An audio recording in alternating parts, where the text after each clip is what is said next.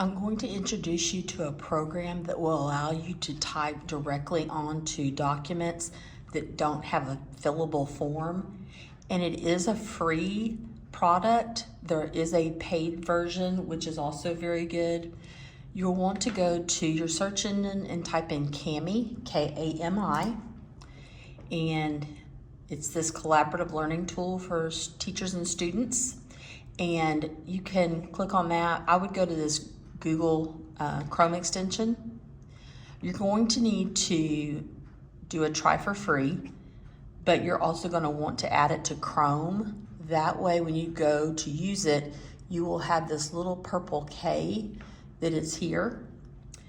And in order to show you quickly about Kami and what it can do, I'm just going to open up my version. I have the free version as well. So I'm going to go to my computer and open up a scholarship form.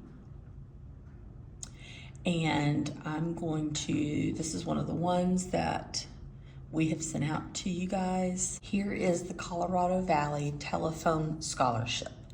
And so when you open this up, on the left-hand side, you have this toolbar. I'm gonna go to text box, and I usually use a 12-point font, and you're going to need to change your color. I'm not sure what it will default to, but in this case, I would recommend black. And so then I'm gonna come over here, I'm gonna drop my cursor, I'm gonna click on my keyboard for it to pop up. And then I'm going to type my name. Now, if I don't think that's large enough, or perhaps if it was too large for whatever you're using, I'm going to I'm gonna highlight it. And then up here at the top, you see you could pick a different, well, in the free version, I guess Roboto is your only option, but you can change the font size. And so look at 14, maybe not, I'm not sure. I think I'm gonna go with 16. So clicked off of it, now I can move it around. Let's say I wasn't happy with where it was placed. I can hover over it. When you get the plus sign, you hold and you can drag. Okay, and then in an area like this, you can do this a couple different ways. You can, okay, notice on this one, if you click on it, it gets this whole box. That means it's fillable, but you can still use the Kami text box. I like them because then I can move them around as I want. So you could do a box. See, it reverts back to what we changed it to a while ago, the 16. And then I could click here and move that into place. I'm gonna show you something different. Oops, I don't want that text box. I send my X out. I'm actually gonna X out of this one. I'm gonna delete it. Okay, so what I'm gonna do here, this is how I'll do it from now on. I'm just gonna hit the space bar and I'm gonna type it. So you can do it different ways. You can click and add 3 different text boxes in this case, or you can just have the one and space it over. On the, I don't know if this one you need to sign it or not, but let's say you needed to sign this. There is an option for signature, but unfortunately it doesn't come on this. So if you want to do the paid version, and it's not that much, I don't remember the price, but you may want to look into it. It's really helpful in a lot of documents, especially going into college. You may use it more, so something you might want to look into. But if you have a laptop that has a touch screen, you can always click on drawing.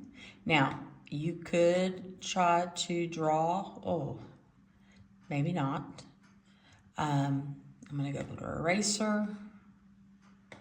Okay, it erased it. So if you have a touch screen computer, you can pull up drawing. And you can just come over here if it has a touch screen and then sign your name. Now, as far as saving, if you want to name it something different, you would change that here. Practice form. As you work, you notice it's saying that it's going to save things to Google Drive, okay? To export it, you're gonna come over here to this little down arrow, click to export, click it again.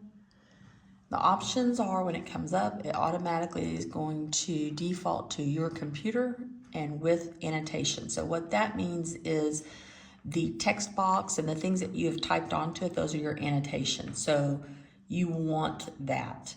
Your options, though, you can save it to your computer.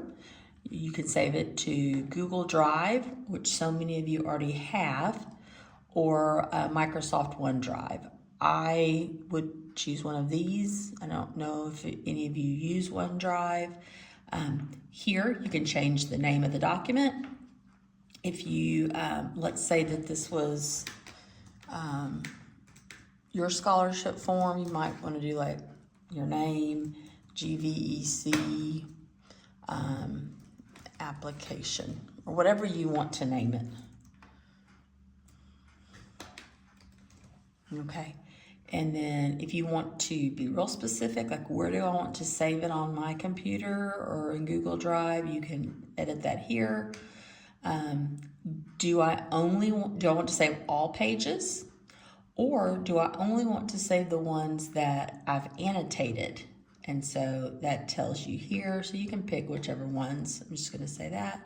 Begin export. I could click this and go to Google Drive, or I could just open Google Drive. Let's say that I didn't get to finish working on it and I need to add more to it. I just go back to Kami. It's going to open up. And then over here it says Recents. Here's my practice form. It's gonna open it right back up. Pick my text box, and then I'm going to come back and start working on filling it out. So it's pretty easy to use.